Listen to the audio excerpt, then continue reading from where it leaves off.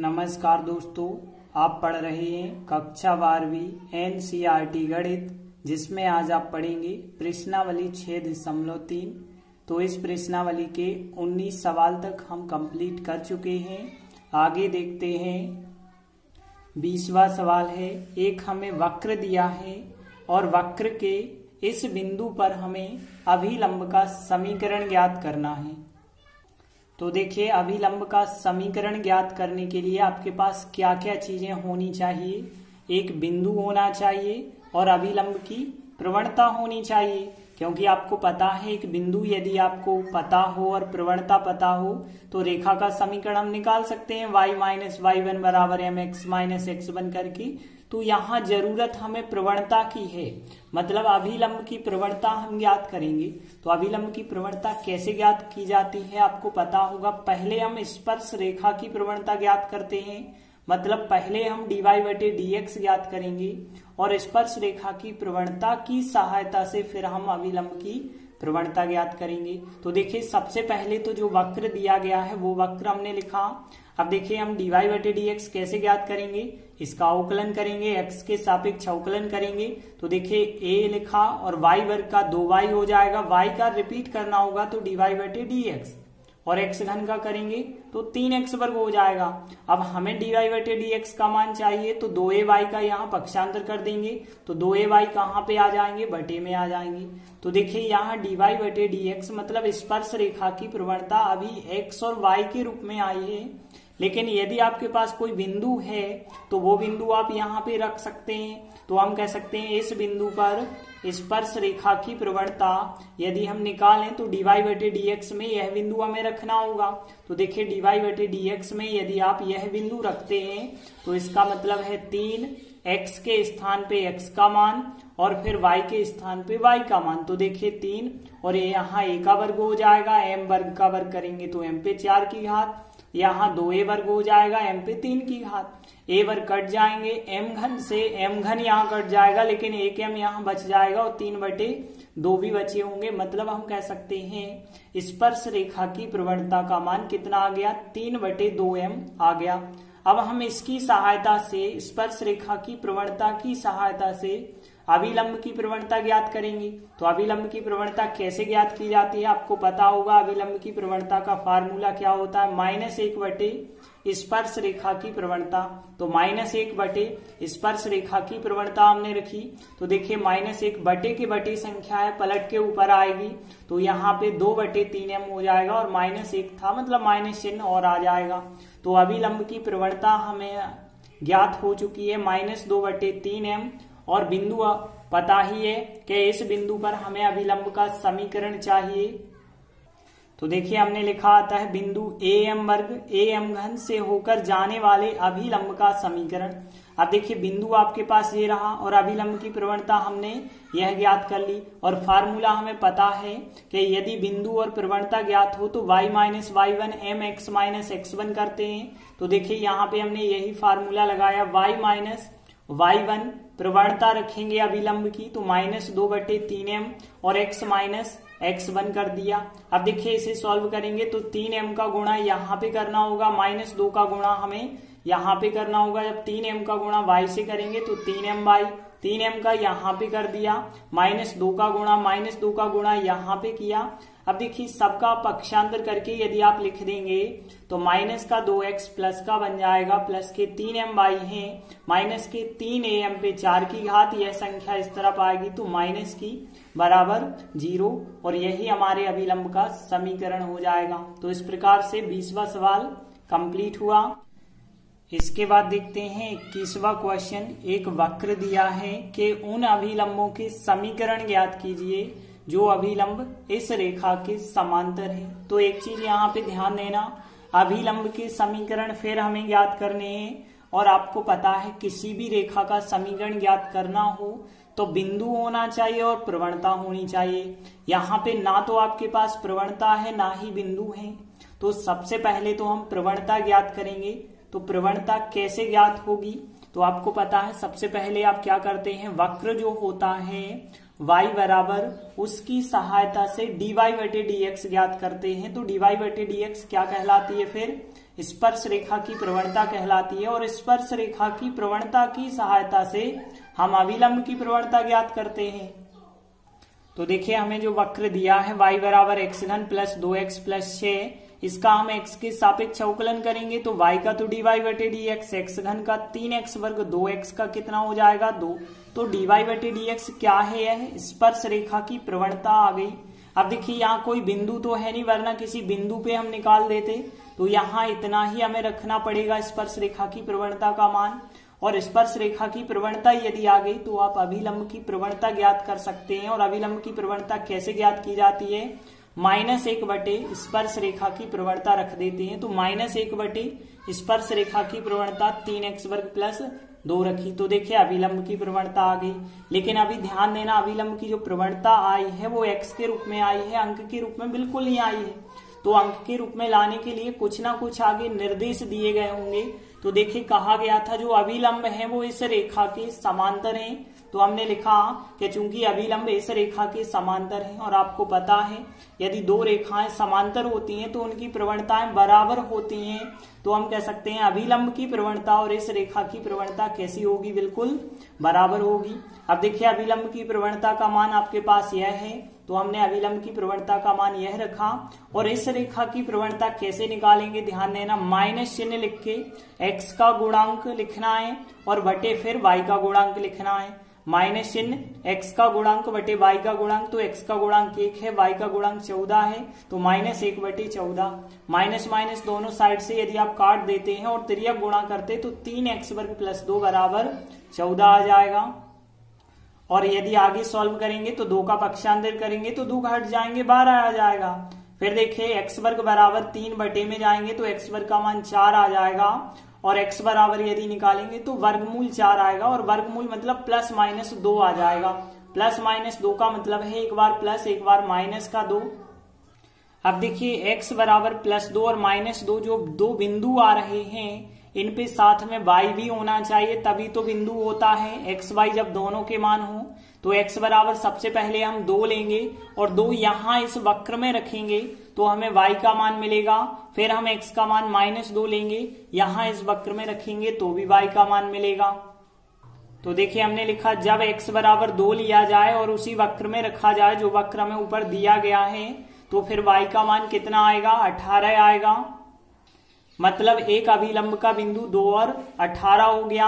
यदि x बराबर हम -2 लेते और उसी वक्र में रखते तो फिर y बराबर -6 आ जाता। तो दूसरा अभिलंब का बिंदु -2 और -6 हो गया। तो इस प्रकार से अभिलंब के बिंदु हमारे पास हो गए, 2 बिंदु हो गए। एक बिंदु 2 और 18 हो गया, -2 और -6 हो गया। तो देखिए अभिलंब के बिंदु तो हमने ज्ञात कर लिए हैं। अब 2 बिंदु आए हैं तो 2 अभिलंब होंगे। प्रवणता जो है अभिलंब की क्या हो जाएगी, अभिलंब की प्रवणता यह थी जो कि -1 बटे 14 के बराबर है। मतलब अभिलंब की प्रवणता हम -1 बटे 14 लेंगे और बिंदु आपके पास 2 आ चुके हैं। तो अब हम 2 और 18 से होकर जाने वाले अभिलंब का समीकरण ज्ञात करेंगे, फिर इस बिंदु से होकर जाने वाले अभिलंब का समीकरण ज्ञात करेंगे। तो देखिए हमने लिखा आता है बिंदु 2 18 से होकर जाने वाले अभिलंब का समीकरण। अब देखिए समीकरण कैसे निकालना है, हमने आपको फार्मूला बताया y minus y1 mx minus x1 करना है। तो देखिए बिल्कुल यही फार्मूला हम लगाएंगे। तो y माइनस y1 किया मतलब 18 बराबर m प्रवणता, अभिलंब की प्रवणता हमने आपको बताई -1 बटे 14 के बराबर है, और x माइनस x1 करेंगे मतलब 2 करेंगे। और आगे यदि हम सॉल्व करेंगे तो देखिए यहाँ पे 14 का गुणा y से हो जाएगा, तो 14y 14 का गुणा 18 से हो जाएगा 252, -1 का x से करेंगे माइनस का x, -1 का -2 से प्लस के 2, और सबको यदि आप पक्षांतर करके लिखेंगे तो माइनस का x इस तरफ आ गया, प्लस का x 252 और 2 और आ जाएंगे तो 254 बराबर 0। तो एक तो अभिलंब जे आ गया। अब देखिए जो दूसरा बिंदु है इससे एक और अभिलंब आ जाएगा। तो अब हम इस बिंदु से होकर जाने वाले अभिलंब का समीकरण ज्ञात करेंगे। तो देखिए हमने लिखा तथा बिंदु -2 -6 से होकर जाने वाले अभिलंब का समीकरण। फिर फार्मूला हमने वही लगाया कि y माइनस y1 -6 करेंगे तो प्लस का 6 हो जाएगा, और x माइनस x1 करना है -2 तो यहाँ प्लस का 2 हो जाएगा। और प्रवणता आपको यही की यही रखनी है, -1 बटे 14।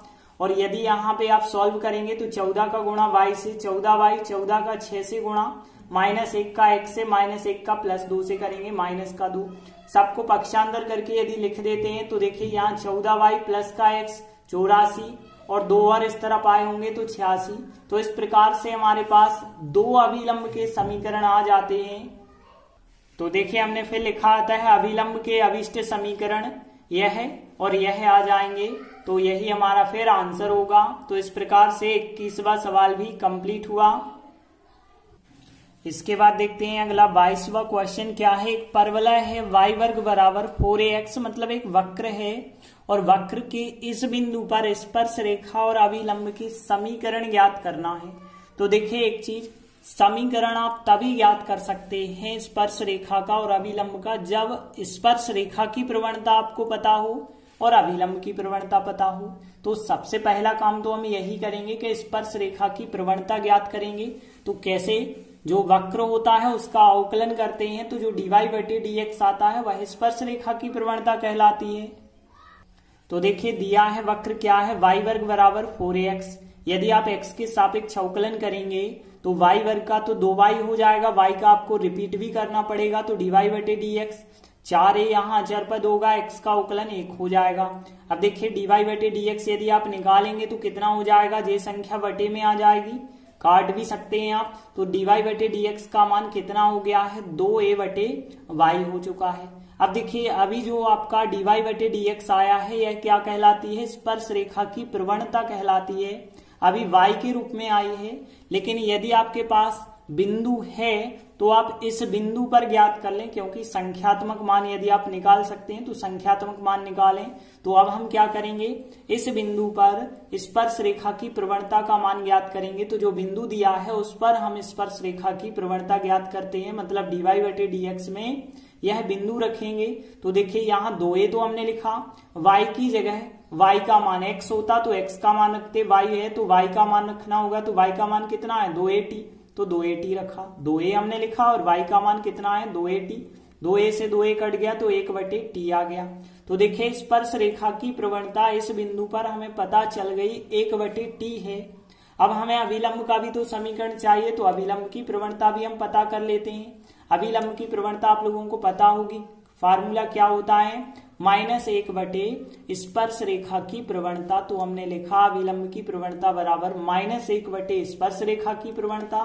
तो -1 स्पर्श रेखा की प्रवणता मतलब 1/t, और बटे के बटे संख्या पलट के ऊपर जाएगी तो केवल t बन जाएगा और माइनस चिन्ह भी होगा तो -t। तो देखिए अभिलंब की प्रवणता पता हो गई, स्पर्श रेखा की प्रवणता पता हो गई, और बिंदु आपके पास पहले से ज्ञात है at वर्ग और 2at। तो अब आप जो है स्पर्श रेखा का समीकरण भी ज्ञात कर सकते हैं, क्योंकि फार्मूला आपके पास क्या होता है, यदि एक बिंदु और प्रवणता ज्ञात हो तो y - y1 mx - x1।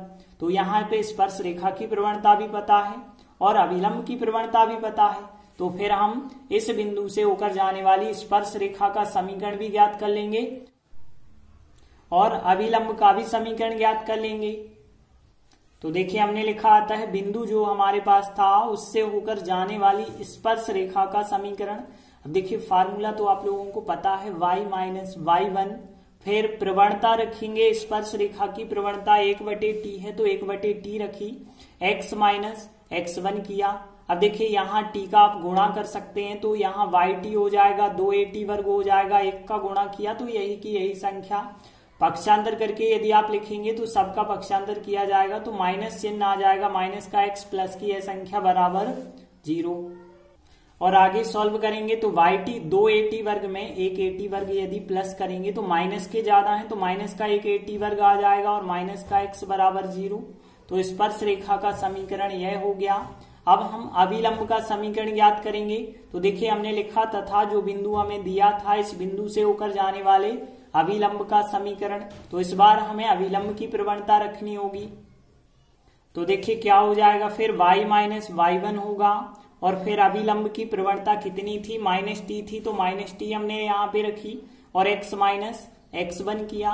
तो देखिए यहाँ -t का गुणा आप कर देंगे तो माइनस का tx - t का गुणा यहाँ पे कर देंगे तो यहाँ पे 80 घन हो जाएगा और सबका एक तरफ पक्षांतर करके यदि आप लिख देते हैं तो इस प्रकार से अभिलंब का समीकरण ज्ञात हो जाएगा। तो देखिए स्पर्श रेखा का समीकरण भी आ गया, अभिलंब का समीकरण भी आ गया। तो इस प्रकार से 22वां क्वेश्चन कंप्लीट हुआ।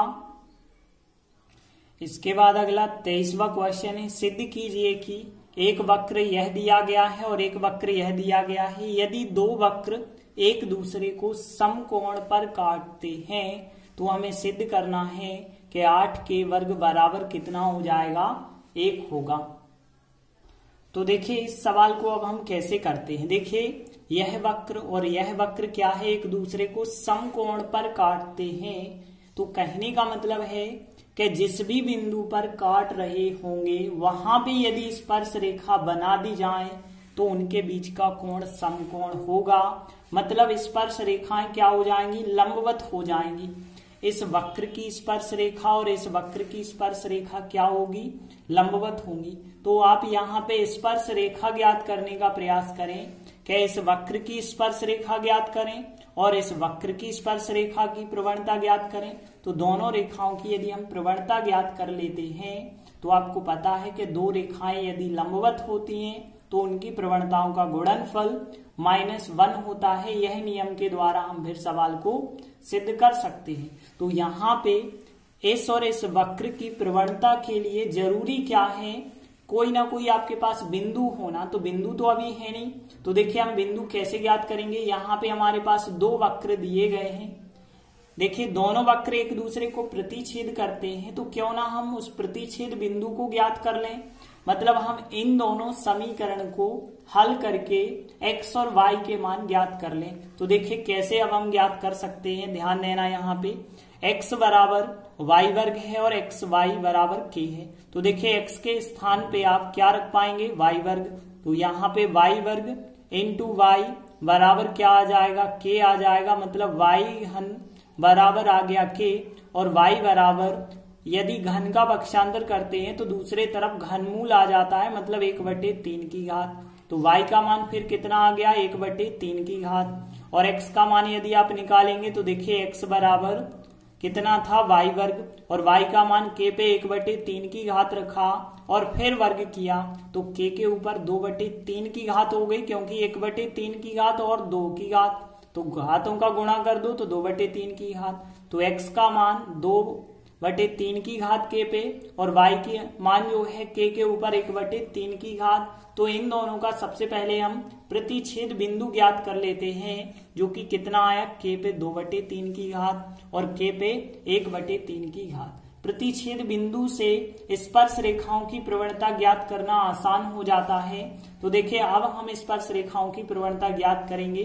तो जो पहला वक्र होगा इसका अवकलन करके dy/dx ज्ञात करेंगे। तो देखिए हमने लिखा पहला वक्र जो है वो लिखा x के सापेक्ष यदि अवकलन करेंगे तो x का 1 होगा, y वर्ग का 2y हो जाएगा, y का रिपीट भी करना है तो dy/dx। अब dy/dx का मान क्या होगा, 2y बटे में चले जाएंगे तो यहाँ पे फिर हो गया 1/2y हो जाएगा dy/dx का मान।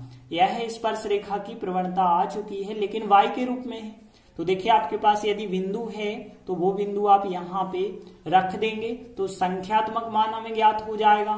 तो जो बिंदु था इस बिंदु पर हम स्पर्श रेखा की प्रवणता ज्ञात करेंगे। तो देखिए dy/dx में यह बिंदु यदि रखेंगे तो 1 और फिर 2 लिखा और y के स्थान पे y का मान कितना है, k पे 1/3 की घात रखा। तो स्पर्श रेखा की प्रवणता यह ज्ञात हो गई। तो देखिए अभी हमने पहले वक्र की स्पर्श रेखा की प्रवणता ज्ञात की है। अब हम दूसरा वक्र लेते हैं। तो देखिए हमने लिखा दूसरा वक्र xy बराबर k है। अब देखिए यहाँ अवकलन x के सापेक्ष करेंगे तो यहाँ तो 2 फलन है, पहला दूसरा फलन, तो फार्मूला लग जाएगा पहला फलन दूसरे का अवकलन, दूसरा फलन पहले का अवकलन और k अचर पद है तो k का मान क्या हो जाएगा, फिर अचर पद का अवकलन 0। अब देखिए dy/dx चाहिए तो पहले तो आप y का पक्षांतर करें तो माइनस का y, फिर x जो है बटे में ले जाएं तो फिर -y/x हो जाएगा dy/dx का मान। मतलब हम कह सकते हैं दूसरा जो वक्र है उसकी स्पर्श रेखा की प्रवणता -y/x होगी, लेकिन अभी x और y में है। इसे संख्यात्मक रूप देने के लिए आप क्या करेंगे, जो बिंदु है वो बिंदु इस dy/dx में रखेंगे। तो देखिए हमने लिखा कि बिंदु जो दिया गया है, जो हमने प्रतिच्छेद बिंदु ज्ञात किया है, इस बिंदु पर दूसरे वक्र की स्पर्श रेखा की प्रवणता मतलब dy/dx के जो मान आए हैं, इस मान में x y के मान रख देंगे। तो देखिए y की जगह y का मान रखा और x की जगह x का मान रखा। और आपको पता है भाग में घातें क्या हो जाती हैं, घट जाती हैं। तो 1/3 में से 2/3 की घात घटाएंगे तो -1/3 की घात आ जाएगी। तो देखिए अब पहले वक्र की जो स्पर्श रेखा की प्रवणता आई थी वो यह आई थी और दूसरे वक्र की स्पर्श रेखा की प्रवणता यह आई है। देखिए अब क्वेश्चन में क्या कहा गया था कि वक्र जो है एक दूसरे को समकोण पर काटते हैं। जब समकोण पर काटते हैं तो उनकी प्रवणताओं का फिर गुणनफल क्या हो जाएगा, -1 होगा। क्यों होगा, क्योंकि स्पर्श रेखाएं लंबवत होंगी। तो हम कह सकते हैं जब समकोण पर दोनों वक्र काट रहे थे तो जिस बिंदु पर काट रहे थे उसी बिंदु पर हमने स्पर्श रेखाएं निकाली हैं, तो स्पर्श रेखाएं लंबवत होंगी। और स्पर्श रेखाएं लंबवत यदि होती हैं तो दोनों वक्र की स्पर्श रेखाओं की जो प्रवणता होगी उनका गुणनफल -1 होगा, क्योंकि आपको पता है कि दो रेखाएं लंबवत हैं तो उनकी प्रवणताओं का गुणनफल -1 होता है। तो देखिए अब हम पहले वक्र की जो स्पर्श रेखा की प्रवणता का मान आया था यह आया था, दूसरे वक्र का जो प्रवणता थी स्पर्श रेखा की यह आई थी। अब इन मानों को हम रख देंगे।